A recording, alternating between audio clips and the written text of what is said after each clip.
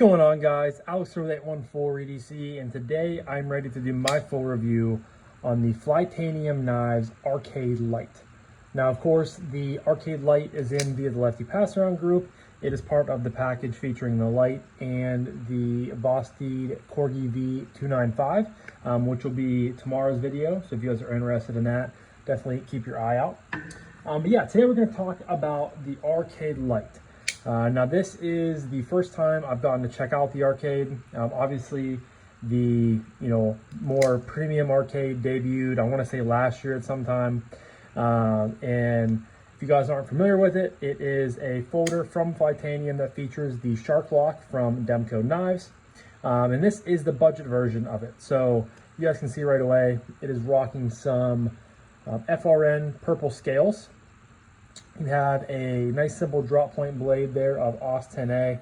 You can see Flytanium and the Flytanium logo, and then AUS 10A right there on the blade. It's PVD coated, or PVD or DLC.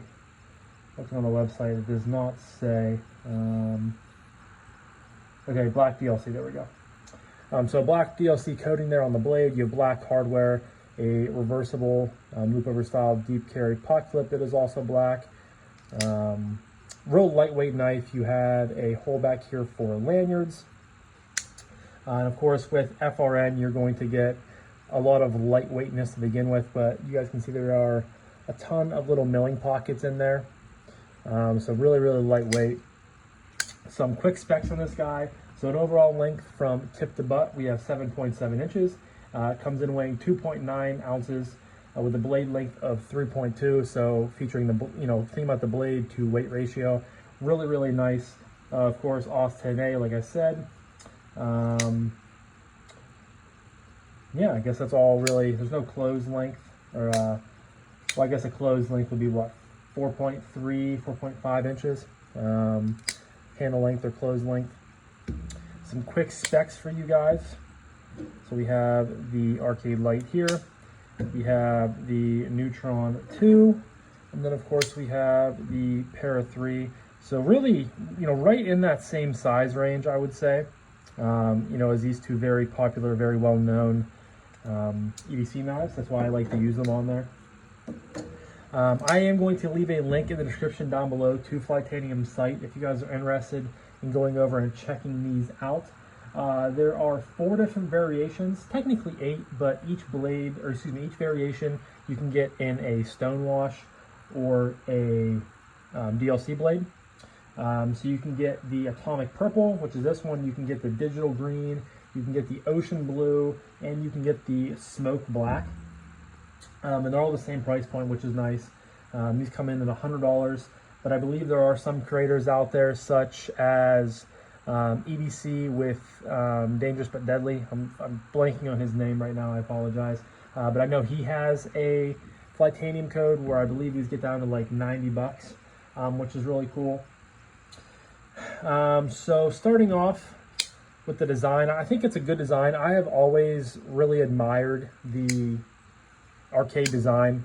It's really just always spoken to me because you guys know I am a fan of simple, clean designs. I mean, and this is pretty much no frills, just nice, straight, streamlined design.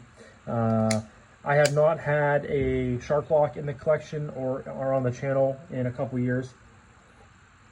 I had one of the, I think it was like the first premium 80-20.5 that came out. It was, I believe, a Knife Center exclusive with the smooth titanium and the 3V steel. I ended up trading that for my quad carry Waypoint, so I think it's been a good trade because that's like my that's like my ultimate EDC knife when it's, especially like right now, 85 degrees and humid as hell. I sweat a lot, so that's been a good trade. I digress, so we'll get back to this. But I have not had a Shark Lock on the channel since then, and I've really missed it. I've really looked at getting into a Shark Cub, but when I saw I was able to snag this in the Lefty passaround group and get to check it out, I was really excited because the Shark Lock is unique.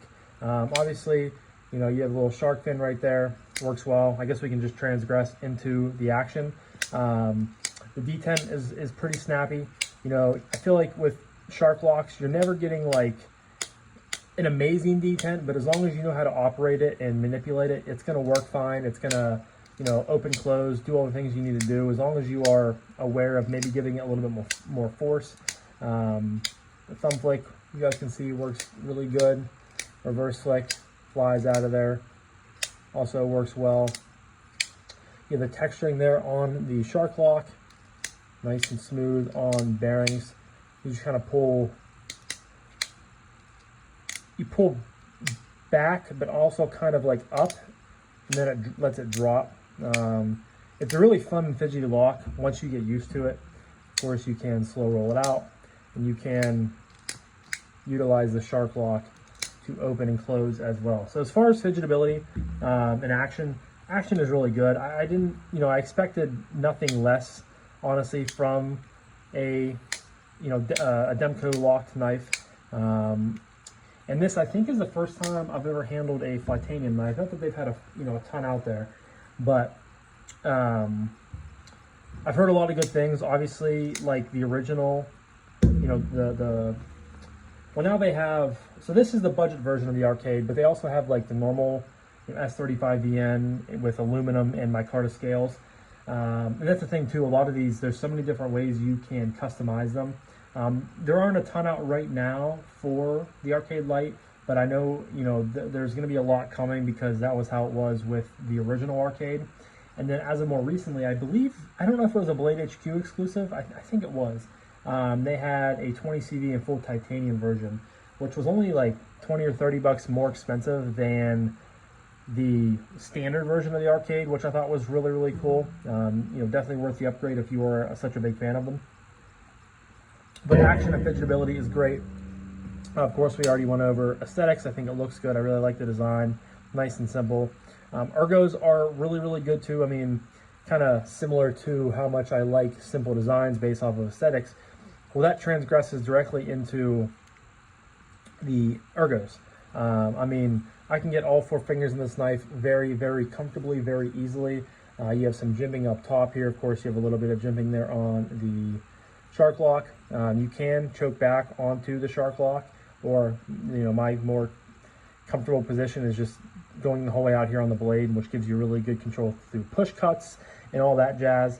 There is, a choil in here. I wouldn't call it, it's pretty much all the handle here. I wouldn't call it much of a blade choil, but you can choke up a lot and get even more control and more, more effort, more power through different cuts, which is really nice. The pot clip is not causing much of a hot spot by any means, which is also really, really nice. When you look here, the end of the pot clip, and I'm not sure, here we go. The edge of the pot clip is like off the palm, or off the pad of my fingers, because it's all the way back here. So that's really nice. Like the most hot spotty part of the clip is never even entering my hand. And then especially when I choke up, I get even more off that, which makes it even more of a comfortable grip. So really, really like that. The polyester, FRN. I'm not the biggest fan of FRN. I could take it. I could also leave it. Like, it is what it is. I'm not gonna like sit here and hate on a knife for having FRN scales. I definitely have had my fair share of them, especially with like spider toes and things like that. So I'm a little bit okay with it. This has a little bit of texturing back here, and it feels pretty strong for what the material is, which is nice. It feels pretty rigid and whatnot. So I have no complaints with the materials being used here on the scales as far as ergonomics and whatnot goes. So quick little pocket tester here with my Hank. We'll see how deep it goes, which obviously it's a deep carry clip, so you're going to get it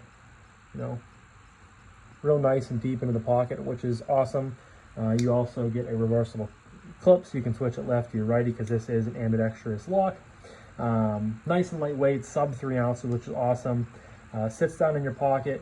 You have no, you do have a little bit of a flipper tab here, but I've never had an issue in any of the times I've had a Demco in my pocket, because it's just so unobtrusive. The jimping is so small. Your hands are going to basically bounce right off of it. So to me, you have no issues in any risk of pulling it up out of your pocket or doing any of those things, which is nice.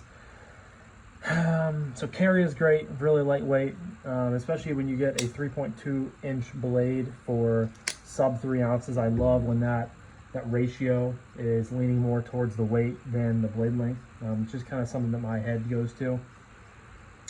So I'm trying to think if there's anything that I'm really missing. I mean, we went over carry, ergos, aesthetic, action, all those things. So like I said earlier in the video, this thing goes for $100. If you can use someone's code, get 10% off. And I am on the website here, which a thing popped up immediately. If you enter your email, you can get 15% off, so you can get a little bit more towards, you know, some money off towards the Arcade Lite. It looks like they're all currently in stock, which is really cool.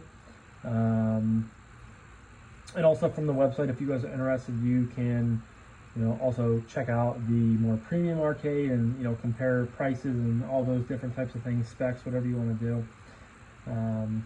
So like I said, I will leave a link in the description down below. You know, for $90-ish, I don't have an issue with it. I'm not the biggest fan of OS 10A, but for, you know, a knife at this price point, you can't complain too much. OS 10A, when done correctly, I think is a decent enough steel. I know Cold Steel utilizes it a lot.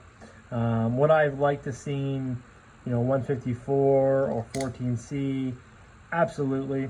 But again, OS 10A, you know, if you're okay with the OS 10A and you're okay with the FRN scales, then I think that you will enjoy this. I think if you are, you know, maybe you've been looking at the normal arcade for a little bit of time and you're kind of on the fence about it, you don't know if you want to get it or not, I think that the Arcade Lite is a worthwhile investment to see if you like it, to see if you like how it operates, how it handles, how it feels in the hand. And then from there, you can upgrade to the standard arcade. You can jump all the way up to the most premium version. There's a lot of different, you know, avenues you can do. So I am, you know, I think it's a good idea if they decided to make a budget version. And you know, $90, less than $100 to get into a Demco Shark Lock, I think is awesome too. I want to say that's probably the cheapest, you know, Shark Lock you can get into, which is great. Really like that about it. But overall, I think it's a great knife. I've really enjoyed it. Like I said, the arcade was something I wanted to check out for quite some time, and I'm glad I finally got to do so. I think Kevin just got the premium version in, so who knows, maybe in the future he'll throw that in the group, and I'll be checking that out, doing a little bit of an update video, maybe comparing the budget to the premium version, see really truly how much of a difference there is.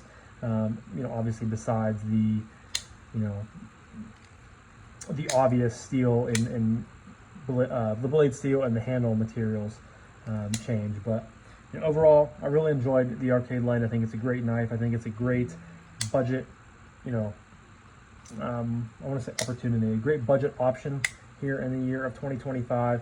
And like I said, if you are a fan of the design, a fan of Demco, a fan of, you know, anything like this, I think this will be a worthwhile add to your collection. So but I'm going to wrap this up now. So leave a comment down below. Have you guys handled the Arcade Lite? Do you have the standard arcade or maybe the premium arcade in your collection? If you do, let me know down below. As always, you guys know I'd love to hear what your guys' thoughts are and what you have to say. So I think I've said so like 17 times in the last 2 minutes. I apologize. But I'm going to wrap this up now. Thank you so much to Kevin for allowing us to always check out really cool stuff. You know, my channel really runs on that, and I am so thankful that I am able to make content from the pass around and, you know, able to keep stuff coming to you guys. But Kevin, if you're still watching this, always thankful to you, my friend. And I'm also thankful for you guys as well. But I'm going to wrap this up now. I think I've said that twice or 3 times in the last 2 minutes. But thank you guys again so much for watching. I greatly appreciate each and every single one of you guys. I hope you have a fantastic rest of your morning, evening, night, day, whenever you're watching this. And I'll talk to you guys in the next one. Peace.